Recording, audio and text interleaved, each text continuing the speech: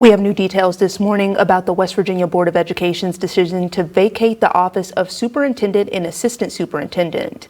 It comes after major parent outcry following the hiring of a sex offender to be a summer custodian and allegations of a student sexually harassing female students. The State Board of Education began a special circumstance review of the situation last month and voted to take action yesterday.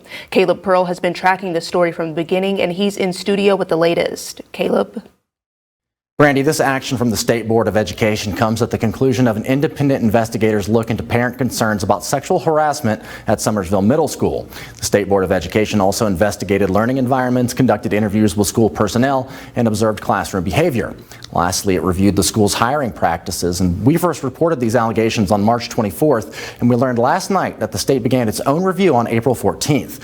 At the end of that review, the state decided that something needed to be done. The State Board of Education's review went in depth into the Nicholas County School System's decision to hire Devin Amick, a registered sex offender, as a summer custodian. In that review, released last night, we learned that former Superintendent Terrence Beam knew that something was going to come back on that background check and told the Assistant Superintendent that he didn't want to know what it was. Beam also told an interviewer that he knew Amick had been fired from the department because of a, quote, inappropriate interaction with an underage child. Amick had disclosed his status on his job application and was still hired. Nicholas County Board President Chip Perrine was listed as a reference on Amick's application as well.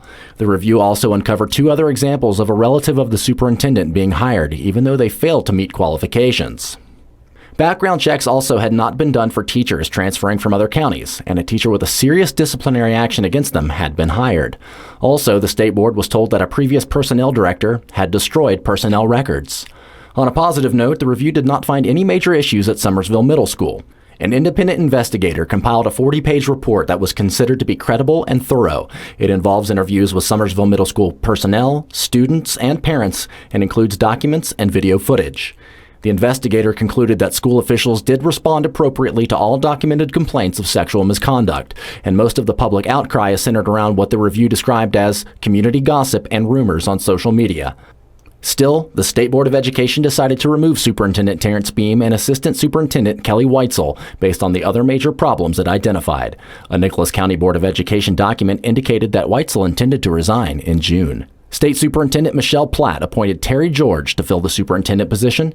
George retired as superintendent of Fayette County Schools in 2020. And Brandy, I spoke to a concerned parent last month about these issues, and here's what she told me about what she wanted to see happen.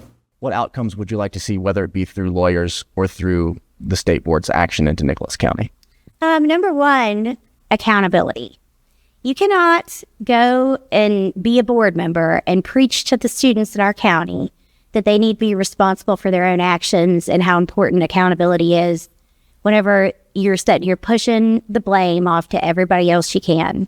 And, we haven't even got an apology like, hey, we made a mistake. I'm really sorry. How can we make this right?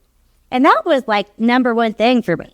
We can always fix anything, but they have no interest in even letting their involvement be known. Whenever it's blatantly obvious to anybody with any common sense that it was not just a mistake.